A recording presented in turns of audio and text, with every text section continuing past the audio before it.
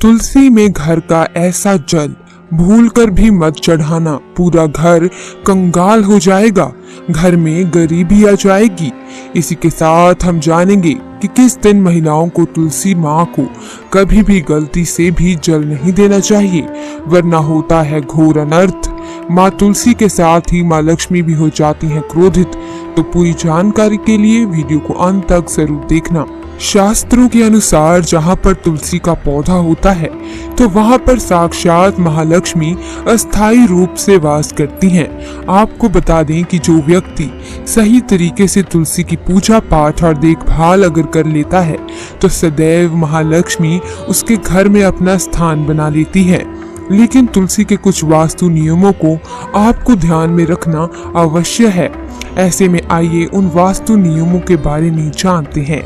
Number 1, नियमित तौर पर तुलसी के दर्शन करने और हाथ जोड़ने से व्यक्ति के सभी पाप खत्म हो जाते हैं। ऐसे में उसके अंदर एक नई ऊर्जा का संचार होता है जो उसे कामयाब बनाती है। नंबर 2, शास्त्रों के अनुसार तुलसी माता अगर जिस व्यक्ति पर मेहरबान हो जाएं, तो उसे रंक से राजा बना देती हैं। इसीलिए माता लक्ष्मी की सच्चे दिल से जो व्यक्ति पूजा पाठ करता है उसे उसका फल अवश्य मिलता है। नंबर 3, तुलसी के पौधे में प्रतिदिन पूजा पाठ और शाम को दीपक जलाने से व्यक्ति की सभी इच्छाएं पूरी होती हैं। नंबर 4, यदि आपका कारोबार कम चलता है या पूरी तरह से ठप हो गया है तो ऐसे में आप परेशान ना हो। हर शुक्रवार के दिन तुलसी के पौधे में कच्चा दूध चढ़ाते रहें, आपकी परेशानी जल्द ही दूर हो जाएगी।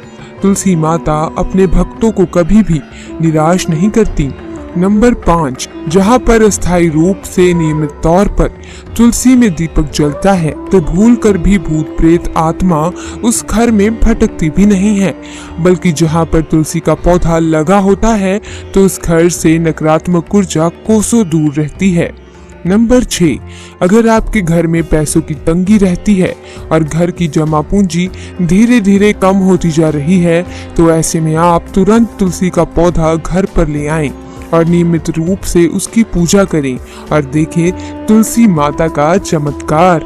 नंबर 7, 100 गुना फल की प्राप्ति के लिए विष्णु भगवान की पूजा में तुलसी के पत्तों का बहुत महत्व है। कहते हैं अगर आपके पास भगवान को चढ़ाने के लिए कोई भोग ना हो तो केवल तुलसी का पत्ता चढ़ा दें, वो प्रसन्न हो जाती हैं। वैसे तो प्रत्येक देवी देवता की पूजा में तुलसी दल का उपयोग किया जाता है, लेकिन भगवान शंकर और गणेश की पूजा में तुलसी का उपयोग नहीं किया जाता।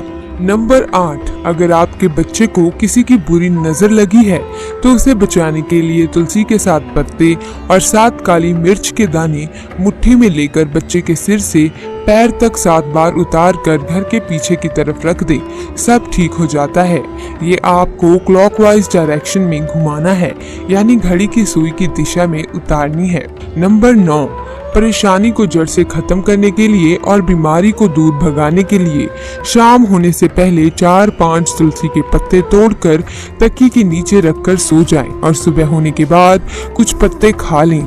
धीरे धीरे आपकी सभी समस्या खत्म हो जाएंगी।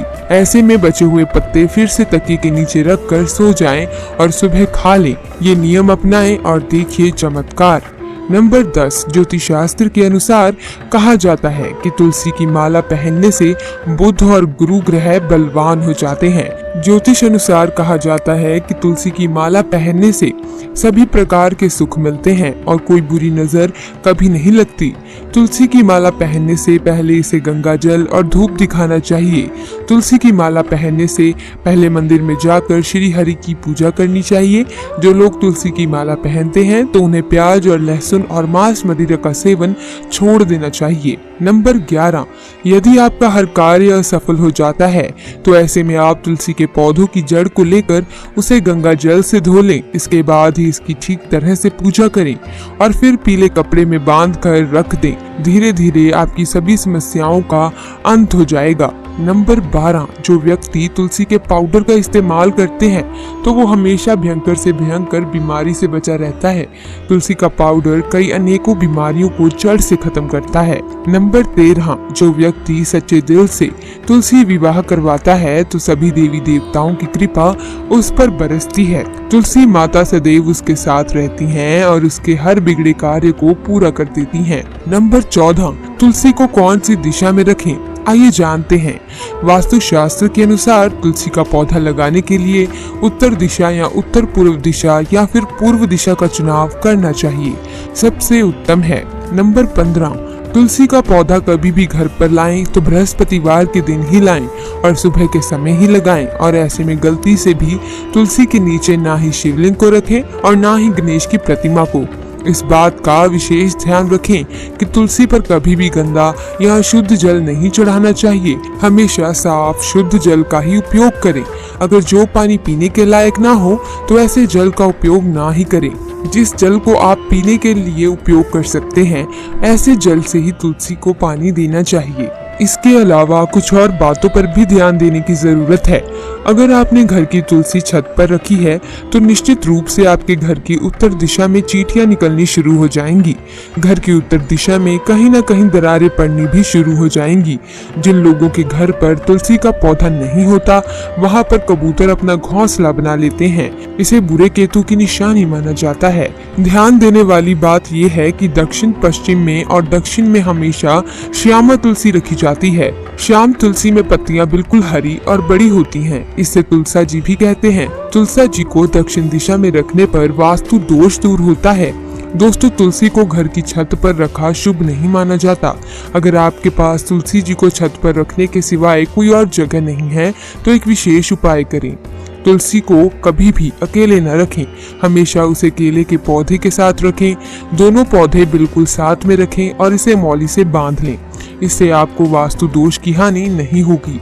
सबसे ज्यादा जो महिलाएं सवाल पूछना चाहती हैं वे ये है कि क्या मासिक धर्म के दौरान तुलसी की पूजा की जा सकती है, क्या महिलाएं तुलसी को मासिक धर्म के दौरान जल चढ़ा सकती हैं या नहीं।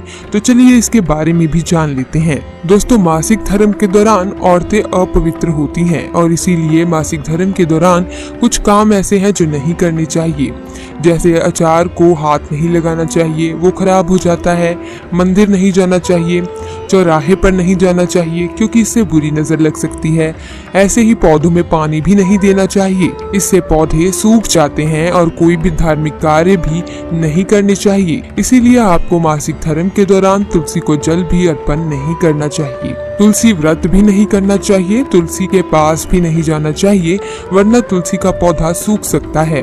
तुलसी अपवित्र हो जाती है। तुलसी की पवित्रता का खास ख्याल रखा जाना चाहिए। मासिक धर्म के दौरान चौथे दिन स्नान करने के बाद ही आपको कोई धार्मिक कार्य करना चाहिए।